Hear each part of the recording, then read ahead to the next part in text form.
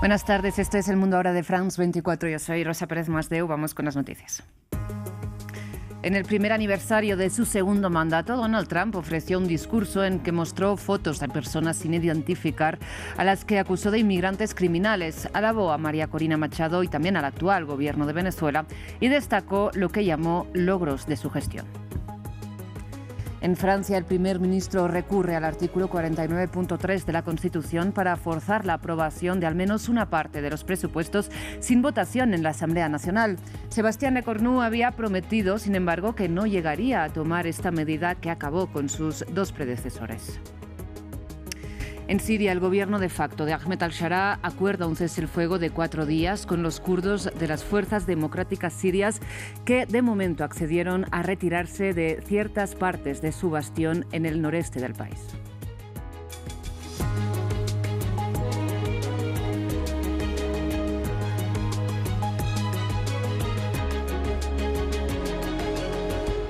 Empezamos en Estados Unidos porque Donald Trump conmemoró el primer año de su segundo mandato con un discurso en la Casa Blanca en que se felicitó por su política arancelaria, aunque asumió que no sabe si la Corte Suprema la va a tumbar. Además, el presidente aseguró también que la inflación está en el 1,6%. Sin embargo, tengamos en cuenta que este es un dato de los últimos 3 meses que no tiene en cuenta precisamente el precio de alimentos y energía, mientras que la inflación interanual oficial es del 2,6%. Bien, por otro lado, el republicano alabó el actual gobierno de Venezuela, aunque detalló que quisiera encontrar un rol para María Corina Machado y dedicó buena parte de la comparecencia, como decíamos, a defender el trabajo del ICE mientras mostraba fotos de personas racializadas no identificadas a las que acusó de criminales. También volvió a hablar sobre el Premio Nobel de la Paz que no ganó. Todos son aliens criminales ilegales. Hay muchos casos, asesinos, narcotraficantes, mentalmente insanos. Algunos de ellos fueron asesinos brutales. Están locos, asesinos que están locos. Esto es solo en Minnesota. En California es peor. Debería haber ganado el premio Nobel por cada guerra, pero no lo digo. Salvé a millones y millones de personas. Es una broma, han perdido tanto prestigio. Después de todo, por eso respeto tanto a María Corina Machado por lo que hizo. Ella dijo que ella no merecía el premio Nobel, yo sí. Cuando ella lo ganó, la nombraron. Ella dijo, vaya, es increíble, pensé que lo ganaría el presidente Trump. El presidente Trump se lo merece, acabó con 8 guerras, qué bonito, ¿verdad? Buena mujer. Bien, en este primer año de su segundo mandato, Donald Trump ha adoptado una forma muy particular, ¿no?, de hacer política, con contundentes publicaciones en su red social, en Truth Social, con intervenciones de fuerza militar en Yemen, Nigeria, Irán o Venezuela y con amenazas arancelarias globales para perseguir sus intereses. A continuación repasamos algunos de los momentos más destacados de estos últimos 12 meses. Nuestra edad de oro apenas está empezando. El 20 de enero de 2025, Donald Trump, de vuelta a la Casa Blanca, prometió una edad de oro para Estados Unidos. Proyectó la expansión hacia Canadá y prometió de fomentar la paz. Así, el presidente impuso su estilo. Retiró a Estados Unidos de los principales organismos internacionales como la OMS y la UNESCO. Tomó el mando en el conflicto entre Israel y Hamas, intentando imponer su visión, la llamada Riviera de Medio Oriente, con un video generado por inteligencia artificial. A todo el mundo le gusta la idea de que Estados Unidos se apropie de este territorio y cree miles de puestos de trabajo. Y no quiero hacerme el tonto, pero la Riviera de Medio Oriente podría ser absolutamente maravillosa. Ucrania, otro conflicto que suscitó el interés de Trump. Ante el estancamiento de una guerra que prometió resolver en 24 horas, Donald Trump cambió de modo de acción. No dudó en criticar a su homólogo ucraniano durante una visita a la Casa Blanca. Debes estar más agradecido porque no tienes las cartas en la mano. La reunión con Vladimir Putin en Alaska el pasado 15 de agosto fue considerada una ofensa para las potencias occidentales. Siempre he mantenido excelentes relaciones con el presidente Putin. Hemos tenido numerosas reuniones, a veces difíciles, a veces productivas. Nos ha molestado la campaña de desinformación rusa. Eso ha complicado un poco las cosas, pero él lo ha entendido.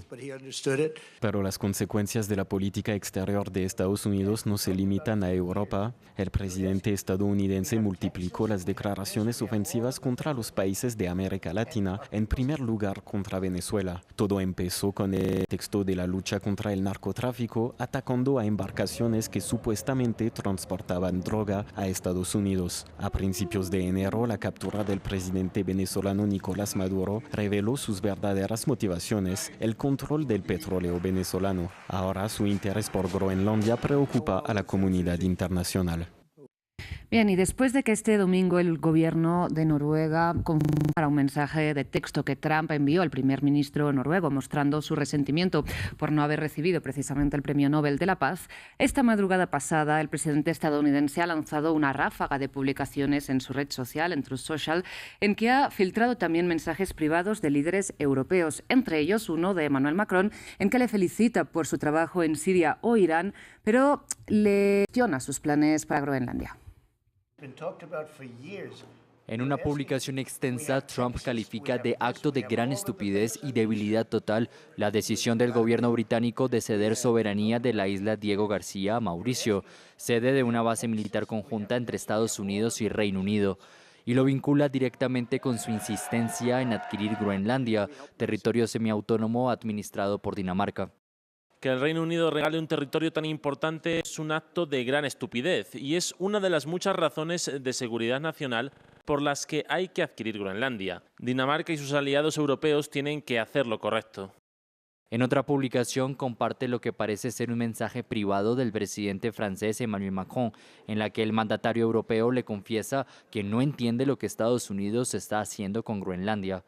Trump luego publicó también una conversación con el secretario general de la OTAN, Mark Rutte, donde acuerdan reunirse en Davos para discutir el tema y remata.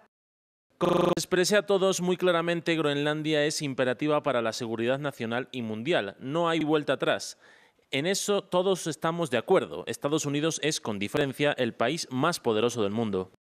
Lo respalda con imágenes generadas por inteligencia artificial que lo muestran izando la bandera estadounidense en Groenlandia junto a su vicepresidente y secretario de Estado. Mientras la Unión Europea considera contramedidas y Dinamarca reafirma su soberanía, Trump parece disfrutar recordándoles en su estilo poco diplomático y burlesco que en su visión la verdadera seguridad se negocia con fuerza. Precisamente, ¿no? Estas aspiraciones ahora de Donald Trump están generando una crisis al interior de la OTAN. Al respecto, la primera ministra de Dinamarca ha insistido en que no van a abandonar Groenlandia, pero que espera que no haya que llegar a de la Unión Europea contra Washington.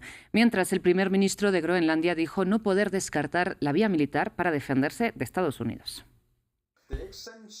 No es probable que se use la fuerza militar, pero aún no se descarta. Este líder del otro bando ha dejado muy claro que no se descarta.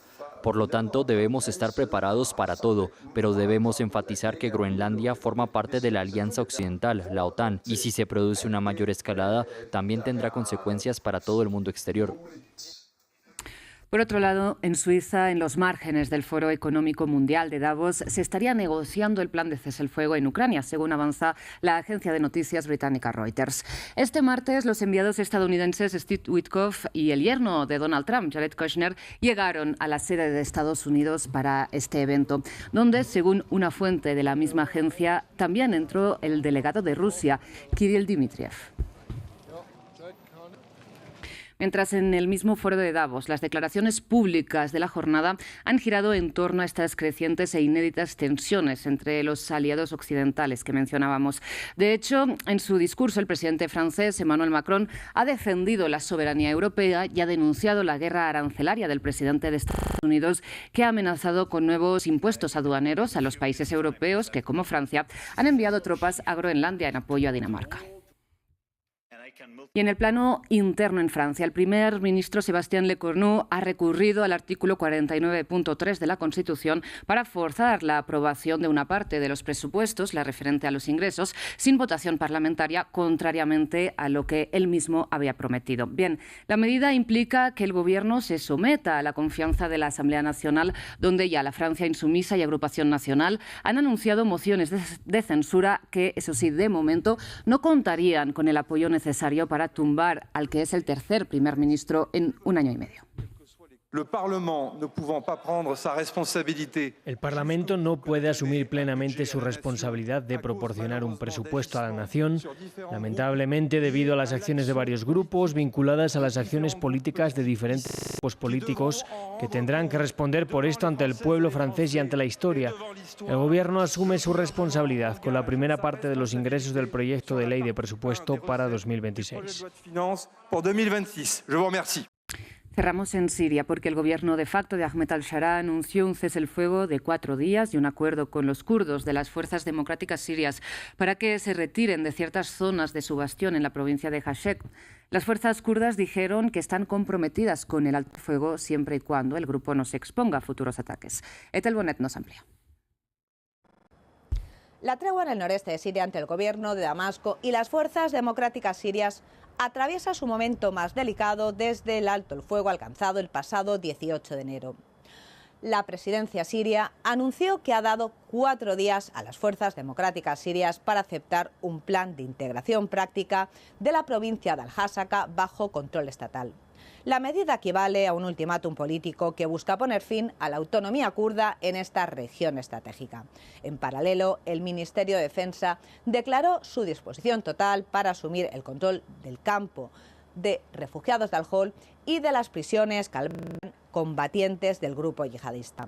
Damasco afirma haber informado a Estados Unidos de la retirada de las fuerzas kurdas de estos centros de detención y asegura estar listo para evitar cualquier vacío de seguridad.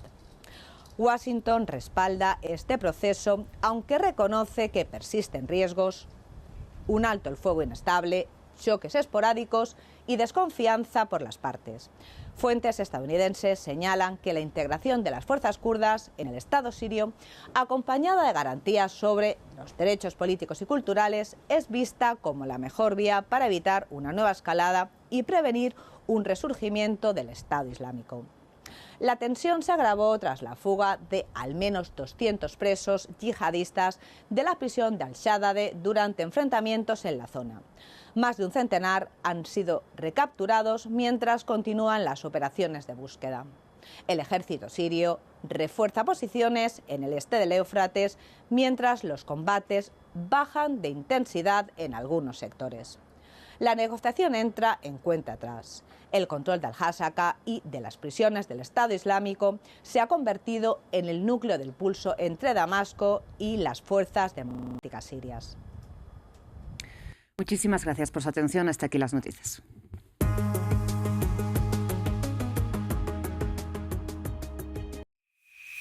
Para estar al día con la actualidad, únase al WhatsApp de France 24. Infórmese en tiempo real, en cualquier momento. La actualidad del día ya está disponible para los miles de seguidores del canal de WhatsApp de France 24 en español. Desde cualquier lugar del mundo, manténgase al día desde su celular con el WhatsApp de France 24.